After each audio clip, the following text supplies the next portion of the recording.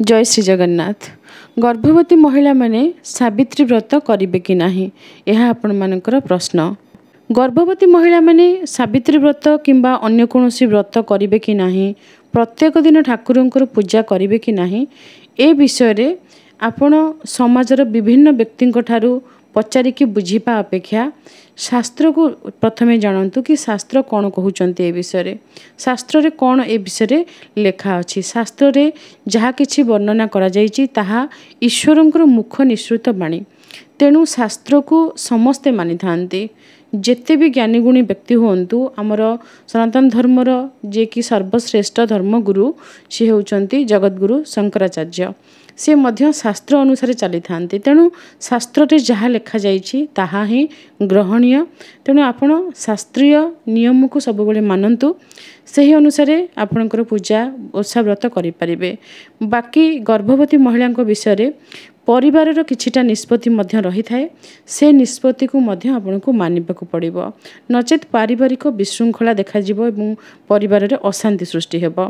ए दुई गोटी कथा को नेकी आज आपनको ए भिडियो रे आमे किछि कहिबु। प्रथम आपनको आमे शास्त्रीय प्रमाण देबु। गर्भिणी सुतिकादिश्च कुमारी वा अतिरोगिणी यदा अशुद्धा तदन्यन कारयेत प्रयता स्वयं। पद्म पुराण कहउचंती गर्भिणी महिला माने स्वयं पूजा करिबा उचित नुहे एवं अशुद्ध थिबा समय रे जो मानकर ऋतुस्राव चली थाए से महिला माने मध्य पूजा करिबा उचित नुहे। अति रोगिणी कहिले जो मानकर शरीर असुस्थ देह खराब अछि से माने मध्य पूजा करिबा उचित नुहे। गर्भवती महिला माने पूजा करिबे नाही एवं केते मासरु से माने पूजा करिबे नाही से विषय रे मध्य शास्त्रीय प्रमाण रहिछि। ताहा आमे आपनको कहि रखुछु।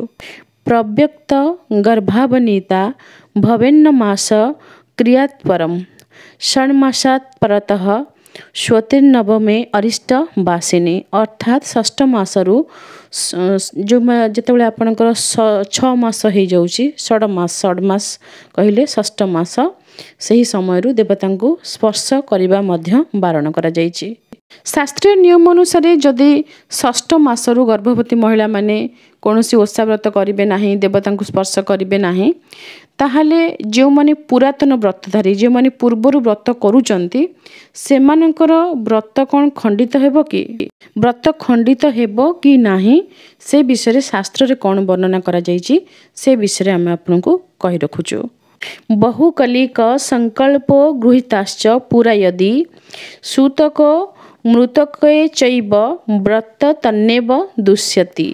एहार अर्थ बहु कालरू जो माने संकल्प करी व्रत करूचंती पुरुणा व्रतधारी सेमानकर असुविधा समय रे जेमिति कि सूतक मृतक रहिला, छूतक मृतक रहिला एवं गर्भवती महिला जेतेबेले गर्भ धारण करूचंती उक्त समय रे एवं शरीर जेतेबेले कोनोसी प्रकार असुविधा रहुची, कोनोसी भी असुविधा समय रे केही व्रत करि पारु नाहंती ताहाले से व्रत खंडित नुहे।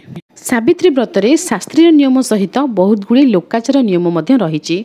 जदि आपण गर्भवती महिला ताहाले आपणको पई लोकाचार नियम टिके अधिक बढ़ी जिवो। लोकाचार नियम विषय रे कहउथिबा व्यक्ति जदि आपणकर परिवार सदस्य ताहाले आपण तांको कथा को ग्रहण करंतु केवल निज घरर सुख शांति पाई। जेमिति कि कला माली पिंधिबा, कला चूड़ी पिंधिबा, नुआ साड़ी न पिंधिबा, नुआ साड़ी को अन्य कहीं पिंधिकी देबा परे आपण पिंधिबा, विभिन्न लोकाचार नियम रहिछि। ए सब नियम गर्भवती महिलांक पई जे भी कहि थांती से कथा पछरे तांकर स्नेह ममता भल पाइबा सहित पिला एवं माँ पई चिंता रही थाए। तेणु ए कथाटी को आपण भलरे ग्रहण करंतु एवं परिवारर सुख शांति पाई आपण एही लोकाचार नियमटी को मानंतु। जदि आपण 6 मासर गर्भवती आपण मंदिर जाई परिबे नाही, घरे पूजा आयोजन करि परिबे नाही, आपण देवता को स्पर्श करि परिबे नाही, व्रत मध्य संकल्प करि परिबे नाही, ताहाले आपणकर व्रत तो एठी खंडित हेबो नाही। आपण कौन केमिति पूजा करिवे? आपणकर परिवार सदस्य केही भी सासु ससुर स्वामी ननंद दियर जे भी होंतु, बड़ जा सान जा अछंती किंबा केही नाहंती पड़िसा घर व्यक्ति भी अछंती, तांकु आपण किछि सामग्री दे परिबे। जेमिति कि फलमूल, आपणकर शंखा चूड़ी सिंदूर ए सब मंदिर रे टिके पूजा करि आनिबा पई, देवी को स्पर्श करि आनिबा पई एवं सेही शंखा सिंदूर से सब आपण सेही दिन धारण करि परिबे से दिन आपण पिंधि परिबे एहा द्वारा मध्य आपण मांकर कृपा लाभ करिवे। नुआ लुगा न पिंधिबा एक लोकाचार नियम सासुको कथा मानिकी आपण किभଳି भाबरे ए लुगाटी पिंधि परिबे से विषय सासुको पचारिबे सासु जेमिति कहिबे आपण सेमिति लुगाटी पिंधिबे। अलता लगेई सजबाज हेबारे किछि भी बारण नाही तथापि आपणको घरर नियम आपण मानिबे सासुको कथा को मानिबे सासु जेमिति कहिबे आपण सेमिति करिवे केवल परिवारर सुख शांति पई। पूजा करने को कष्ट लगुले बिल्कुल भी पूजा करने उचित नुहे ए विषय स्वामी सहित एवं परिवार सहित परामर्श निश्चय करेंगे। मंदिर रे निश्चय पूजा करके आनी पारिबे एवं मंदिर रे जे भी पूजा करथिबे से प्रसाद को आपण पाई पारिबे। बापघर थिले मध्य समान नियम कोनोसी परिवार सदस्य को मंदिर पठेबे बा अन्य माने जेउठी पूजा करिथिबे से स्थान रु शंखा सिंदूर प्रसाद आपण आनी पारिबे। गर्भधारण करिवार समय बहुत कष्टकर समय ए समय टिके भी भूल हो गले बहुत बड़ क्षति होई थाए तेणु एही समय डॉक्टर को कथा मानिकी जेति घंटा कहउचंती सोइबा पई जहा खाइबा पई कहउचंती जेउ नियम रे रहिबा पई कहउचंती से नियम रा पालन करंतु। खरा दिने सावित्री व्रत पालन करा जाय थाए से समय बहुत गरम लागे एही समय रे गर्भवती महिला माने बिल्कुल भी उपास रहिबा उचित नुहे। उपवास जदि करिवे ताहले शरीर रु जलीय अंश आपनकर पूरा कमी जिवो बांती हेबो काश हेबो ए परिस्थिति देखि आमे निजे गति करिछु तेणु आपनको ए कथा कहूछु आपनको परिवार सदस्यଙ୍କ सहित आपण ए विषय भल भाबरे कथा हुंतु निजर जत्न नियंतु कोनोसी भी व्रत उपवास रे आपण उपवास रुहंतु नाही जदि आपण गर्भवती अछंती। जेहेतु शास्त्र रे वर्णना करा जाईची 6 मासर गर्भ धारण करिथिबा जणी महिला कोनोसी ओषा व्रत इत्यादि करिवे नाही किंबा देवता को स्पर्श मध्य करिवे नाही तेणु कोनोसी परिवार सदस्यଙ୍କ हस्तरे आपण समस्त पूजा सामग्री मंदिर को पठेई परिबे किंबा निज घरे मध्य जदि कहीं सदस्य अछंती से अलग भाबरे पूजा करई परिबे एवं शंखा सिंदूर ए सब आपण पिंधि परिबे। नुआ साड़ी को अन्य कहीं पिंधि कि देले आपण पिंधि परिबे जहा आपणको घरे नियम थिबो ताहा आपण पालन करंतु। जाना पिलांकु संभाळिबा बहुत कष्ट एही समय जदि आपणको पाखर केही सहाय्य करबा को अछंती ताहाले आपण निजे मंदिर जाइकी पूजा करके आनंतु जदि सेमिति सुविधा नाही ताहले आपनकर स्वामी बा अन्य कोनोसी सदस्य को पठांतु। आपण जेमिति कि आपनकर डॉक्टर जेमिति कहिथिबे खाद्य खाइबा पई अरुआ साधारणतः मना करा जाय थाए तो परोठा इत्यादि खाइकी सागु पणा फलमूल इत्यादि खाइकी आपण रुहंतु एवं पिला मानकर जत्न नियंतु।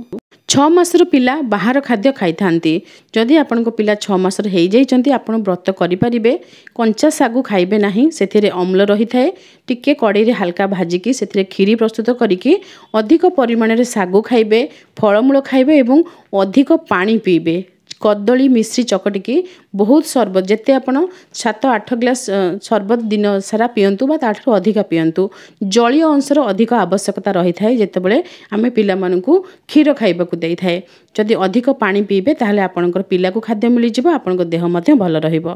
2 मासरे जदि गर्भवती आपण मांकर स्थापना करि परिबे किंतु आपण तळको अधिक नइबा तळे गोड़ डेरी करी बसिबा एभली आपण करिवे नाही चेष्टा करिवे छिडा हेकी टेबुल उपरे ऊंचा स्थान रे मांकर स्थापना करिबा पई एवं अन्य केही जण आपनको सहाय्य करिवे फूल पत्र सब तोली आनिबे फलमूल काटिकी देई देबे सब किछि सहाय्य से माने करिवे आपण छिडा हेकी पूजा करिवे सुविधा रे करिबा पई चेष्टा करिवे। गर्भवती थिबा समय रे अरुआ खाइबा को डॉक्टर मना करि थांती। पूरी परोटा ए सब तो पाक द्रव्य जदि अति असुस्थ अच्छी देह ताले पूरी परोटा आपण खांतु नचेत आपण पई सबुठारु भल हेबो सागु किंतु आपण कंचा सागु खाइबे नाही सागु को टिके आपण कड़ाई रे हल्का भाजी देबे सेथिरे अम्ल दोष कटि जाई थाए तापर सागु को बतुरेई की सेथिरे आपण कदली एवं मिश्री गुंड पकेकी चकटिकी सब प्रकार फल पकेकी आपण ताकू खाइकी दिन सारा जेते थर भोक लागुची खाइकी आपण अधिक पानी पीकी व्रत करि परिबे। गर्भवती महिला 6 मास परे आउ व्रत करि परिबे नाही किंतु 6 मास पूर्वरु कौन खाइकी व्रत करिवे केउं भली भाबरे नियम मानिबे लोकाचार नियम को कि भली भाबरे मानिबे से विषय पूर्वरु आमे सब किछि कहि सारिछु।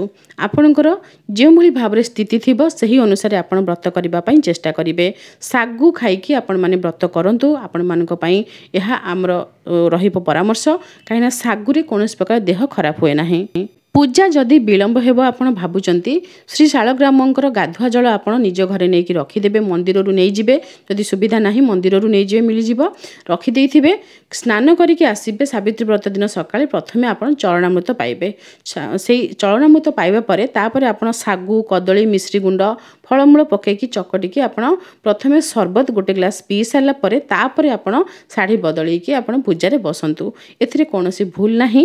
ଏଭଳି ଭାବରେ ଯେଉଁମାନେ ଶରୀର କୌଣସି ଅସୁସ୍ଥ ଥାଏ କିମ୍ବା ଗର୍ଭବତୀ ମହିଳା ଯେଉଁମାନେ ଏଇଭଳି ଭାବରେ ସେମାନେ ବ୍ରତ କରନ୍ତି। ଏହି ବ୍ରତକୁ ଫଳାହାରୀ ବ୍ରତ କୁହାଯାଇଥାଏ। ଗର୍ଭବତୀ ମହିଳାମାନେ ମନ୍ଦିର ଯାଇପାରିବେ, କିନ୍ତୁ ମନ୍ଦିରରେ ଯଦି କେହି ଦୌଡ଼ିକି ଆସିକି ଆପଣଙ୍କ ଦେହରେ ପିଟି ହେଇଯିବେ ତାହେଲେ ଆପଣଙ୍କ ପାଇଁ ଅସୁବିଧା। ତେଣୁ ନିଜର ସୁରକ୍ଷା ଦୃଷ୍ଟିରୁ ମନ୍ଦିର ନ ଯିବା ଉଚିତ। ମନ୍ଦିରରେ ଗହଳି ରହିଥାଏ, ତେଣୁ ସେଥିପାଇଁ ଗୁରୁଜନମାନେ ମନା କରନ୍ତି ମନ୍ଦିର ଯିବା ପାଇଁ, ନଚେତ୍ ମନ୍ଦିର ଗଲେ ଅନ୍ୟ କୌଣସି ଅସୁବିଧା ନାହିଁ। ଯଦି ଆପଣଙ୍କ ପିଲା କେବଳ କ୍ଷୀର ଖାଉଛନ୍ତି ତାହେଲେ ଆପଣଙ୍କୁ ବୁଝିବାକୁ ପଡ଼ିବ କି କ୍ଷୀର କେଉଁଥିରୁ ତିଆରି ହୁଏ। କ୍ଷୀର ଜଳରୁ ତିଆରି ହୁଏ, ତେଣୁ ଅଧିକ ଜଳ ଆପଣଙ୍କୁ ଦରକାର। ଆପଣ ଯେମିତି ଆପଣଙ୍କୁ ଆମେ ପୂର୍ବରୁ କହିଛୁ, ଶାଗକୁ ହାଲକା ଭାଜିକି ସେହି ଶାଗକୁ ବତୁରେଇବେ ଏବଂ ସେଥିରେ କଦଳୀ ମିଶ୍ରି ପକାଇକି ଆପଣ ଦିନ ସାରା ବହୁତ ଥର ପିଇବେ। ବହୁତ ପାଣି, ଲେମ୍ବୁ ପାଣି ପିଇବେ, ଦହି ସରବତ ପିଇବେ। ଦହି ଯଦି ଖଟା ବୋଲିକି ଆପଣଙ୍କୁ ଡକ୍ଟର ମନା କରିଛନ୍ତି ତାହେଲେ ଆପଣ କେବଳ କଦଳୀ ପିଇବେ। କାକୁଡ଼ି, ତରଭୁଜ ଏଭଳି କିଛି ଫଳ ଅଛି ଯେଉଁଥିରେ ପ୍ରଚୁର ପରିମାଣରେ ପାଣି ରହିଥାଏ। ତ ଏସବୁ ଫଳକୁ ଆପଣ ଯଦି ଖାଇବେ ତାହେଲେ ଭୋକ ବି ଲାଗିବ ନାହିଁ ଆଉ ଶୋଷ ବି ଲାଗିବ ନାହିଁ। ଏହିଭଳି କିଛି ଫଳମୂଳ ଖାଇକି ବ୍ରତ କରିବା ପାଇଁ ଫଳହାରୀ ବ୍ରତ ରହିଛି, ତେଣୁ ଆପଣ ଫଳହାରୀ ବ୍ରତ କରିପାରିବେ, କିଛି ଅସୁବିଧା ନାହିଁ। ପୂଜା ଯଦି ବିଳମ୍ବ ବି ହେଉଛି ତା ପୂର୍ବରୁ ଆପଣ ଟିକେ ସରବତ ପିଇକି ମଧ୍ୟ ପୂଜାରେ ବସିପାରିବେ। ଆପଣମାନେ କେଉଁ ପରିସ୍ଥିତିରେ ଅଛନ୍ତି, ଆପଣଙ୍କର ମାନସିକ ସ୍ଥିତି, ଶାରୀରିକ ସ୍ଥିତି କେଉଁଭଳି ଅଛି, ଆପଣଙ୍କୁ ସାହାଯ୍ୟ କରିବା ପାଇଁ ଆପଣଙ୍କ ପାଖରେ କିଏ ଅଛନ୍ତି ନ ଅଛନ୍ତି ସେ ବିଷୟରେ ଆମେ କିଛି ବି ଜାଣିନୁ। ଆପଣ ଯେଉଁଭଳି ପ୍ରଶ୍ନ ପଚାରିଥିଲେ ଆନୁମାନିକ ଭାବରେ ଆମେ ଆପଣଙ୍କୁ ଉତ୍ତର ଦେଇଛୁ, ଶାସ୍ତ୍ରୀୟ ପ୍ରମାଣ ଦେଇଛୁ, କ'ଣ ଖାଇକି ବ୍ରତ କରିବେ ସେ ବିଷୟରେ କହିଛୁ। ବାକି ଆପଣଙ୍କୁ ଯାହା ଠିକ୍ ଲାଗିବ ଆପଣ ସେହି ଅନୁସାରେ ନିଷ୍ପତ୍ତି ନେବେ। ଶ୍ରୀ ଲକ୍ଷ୍ମୀ ନାରାୟଣଙ୍କ କୃପାରୁ ସମସ୍ତ ଗର୍ଭବତୀ ମହିଳାମାନେ ଭଲରେ ଭଲରେ ବ୍ରତ କରନ୍ତୁ। କିଛି ପ୍ରଶ୍ନ ବାକି ରହିଯାଇଛି, ସେ ପ୍ରଶ୍ନର ଉତ୍ତରରେ ଆମେ ବହୁତ ଶୀଘ୍ର ଭିଡ଼ିଓ ସେୟାର କରିବୁ। ଆଜି ପାଇଁ ରହୁଛୁ। ଜୟ ଶ୍ରୀ ଜଗନ୍ନାଥ।